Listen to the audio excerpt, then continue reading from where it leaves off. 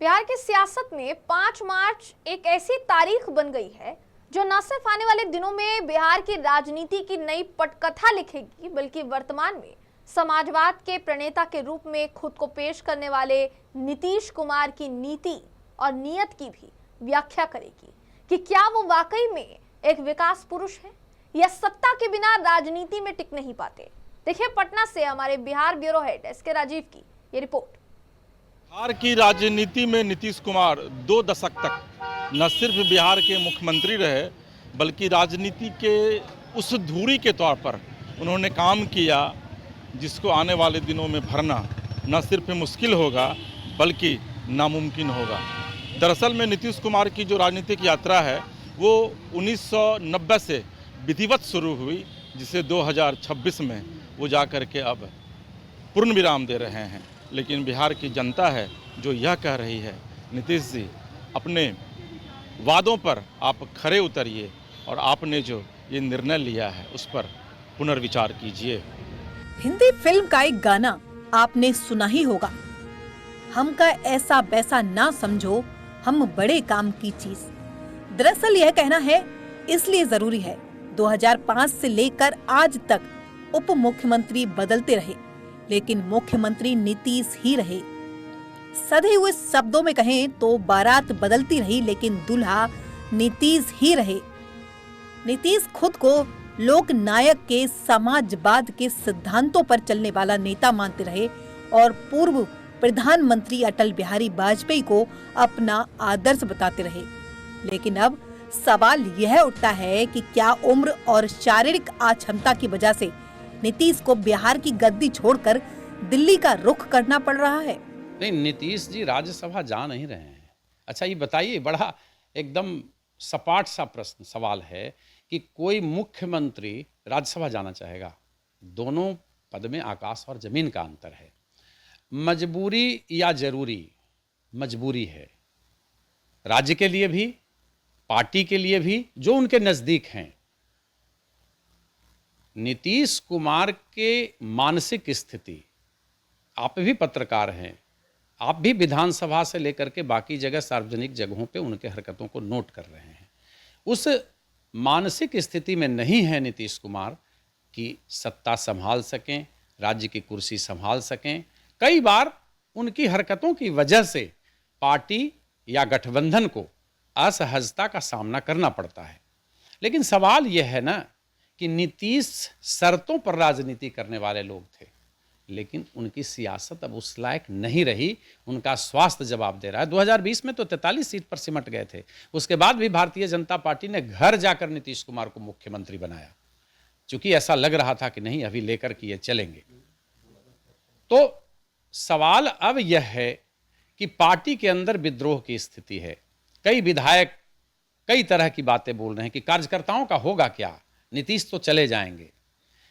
सवाल अब यह नहीं है, अब सवाल यह है कि जदयू की सियासत का क्या होगा। नीतीश की राजनीति में हमेशा सत्ता पाने की इच्छा रही। उनका राजनीतिक सफर लंबा और दिलचस्प रहा। नीतीश कुमार की सियासी यात्रा लगभग 50 साल लंबी रही। 1985 में वे निर्दलीय उम्मीदवार के रूप में बिहार विधानसभा पहुंचे। 1979 में जनता दल के महासचिव बने और लोकसभा पहुंचे। 1994 में जॉर्ज के साथ समता पार्टी बनाई। अटल बिहारी वाजपेयी के करीबी बनकर उन्होंने राष्ट्रीय राजनीति में अपनी जगह बनाई। 2005 में लालू यादव के जंगल राज को हराकर नीतीश दूसरी बार मुख्यमंत्री बने। बिहार के राजनीतिक विश्लेषक मानते हैं कि नीतीश ने हमेशा सत्ता पाने की चाहत को प्राथमिकता दी है। कबीर कहते हैं कि भाई जो चादर आपको मिला उस चादर को नीतीश कुमार ने बिना कोई दाग के बिहार की जनता को सौंप दिया और राज्यसभा में वो चले गए। क्योंकि किसी भी तरह का इकोनॉमिक ऑफेंस का आज तक नीतीश कुमार पर कोई आरोप नहीं लगा कि भाई कोई ये कह सकता है कि नीतीश कुमार ने बिहार के आर्थिक खजाने पर अपने लिए परिवारवाद का कोई आरोप नहीं लगा। समाजवाद का एक वैसा चितेरा जो तब तक अपने बच्चे को राजनीति में आने की इजाजत नहीं दी जब तक खुद वो सत्ता के केंद्र में बने रहे। जब वो राज्यसभा में जाने लगे फिर कहे कि फिर निर्णय आपका है, आप निशांत को लाएंगे, किनको लाएंगे, कैसे बिहार की बेहतरी के लिए काम करेंगे। तो मैं समझता हूं कि यह सेफ एग्जिट है और नीतीश कुमार जो बिहार के लिए कर सकते थे, जो साधन बिहार के पास था, संसाधन बिहार के पास था, उसके माध्यम से जिस तरह से बच्चे बादल देखते थे और घरों की तरफ रुख कर लेते थे, नीतीश कुमार ने विद्यालय के भवन दिए, यूनिवर्सिटी को उन्होंने और बेहतर बनाया। दो सेंट्रल यूनिवर्सिटी इस बिहार में अगर किसी ने लाया तो वो नीतीश कुमार जी की देन है।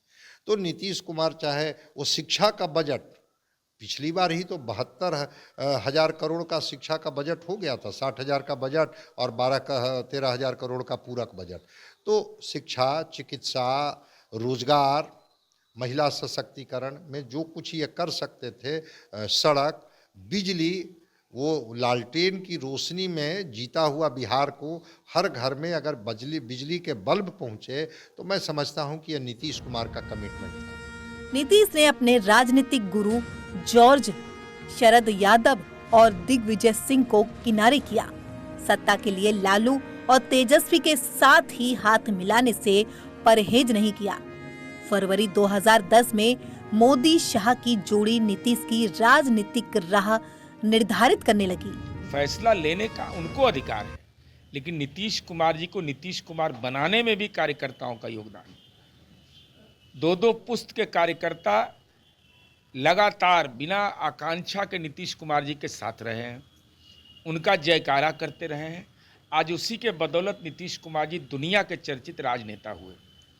आज बिहार की जनता इस आशंका से भयभीत है कि नीतीश कुमार जी नहीं हैं तो क्या होगा।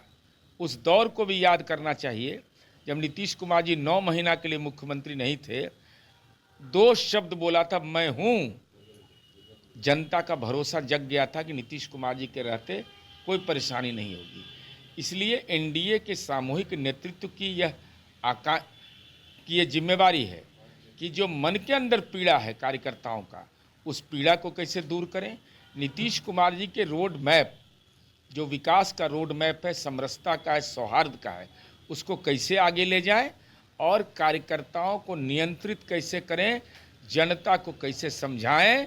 चूँकि जिम्मेवारी 25 से 30 का मिला था, इसके बीच में नीतीश कुमार जी का हटना, तो जनता को भरोसा उसका जीतने का क्या तकनीक होगा, ये तो नेतृत्व को तय करना है। 1 मार्च को नीतीश ने अपना 76वां जन्मदिन मनाया।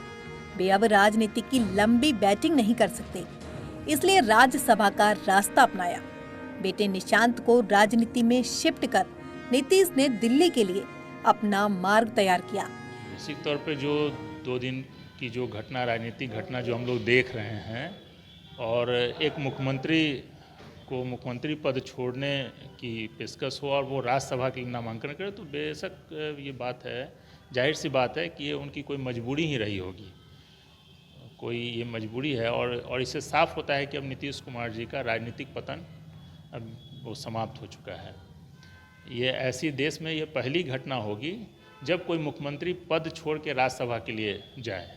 आमतौर पे लोग राज्यसभा छोड़ के मुख्यमंत्री बनते हैं या फिर केंद्रीय मंत्री रहते हैं तो फिर वो छोड़ के बनते हैं, लेकिन ये बिहार के लिए और ख़ासकर नीतीश कुमार के लिए पहली ये है घटना, राजनीतिक से देखा जाए तो ये फर्स्ट ऐसी घटना है जो कि कोई मुख्यमंत्री पद छोड़ के राज्यसभा के लिए जाए, तो मजबूरी ही तो साफ झलक रही है। भाजपा और जेडीयू के बीच गिव एंड टेक की नीति फलीभूत हुई। सवाल उठता है कि नीतीश के बाद जेडीयू का भविष्य क्या होगा। बिहार में इतिहास का पुराना मगध एक नया अध्याय लिखने को तैयार है, जिसमें चेहरा पुराना होगा लेकिन किरदार नए होंगे। कहते हैं ए वक्त खुद पे न इतरा, क्योंकि वक्त है बदलते देर नहीं लगती। बिहार की सियासत में कल तक नीतीश कुमार के नाम की न सिर्फ चर्चा हो रही थी, बल्कि बिहार की सियासत अगर कहीं से शुरू होती थी तो वह नीतीश कुमार के नाम से ही शुरू होती थी। कहा यह जाता है कि नीतीश कुमार बिहार की राजनीति के वो अध्याय हैं जिसे जितनी बार आप पलटिएगा उतनी बार आपको नीतीश का एक नया चेहरा, नया रूप देखने को मिलेगा।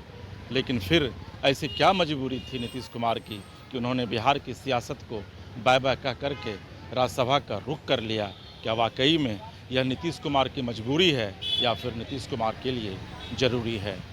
पटना से कैमरा पर्सन विकास और सहयोगी विवेक के साथ SK राजीव, राष्ट्रीय समाचार।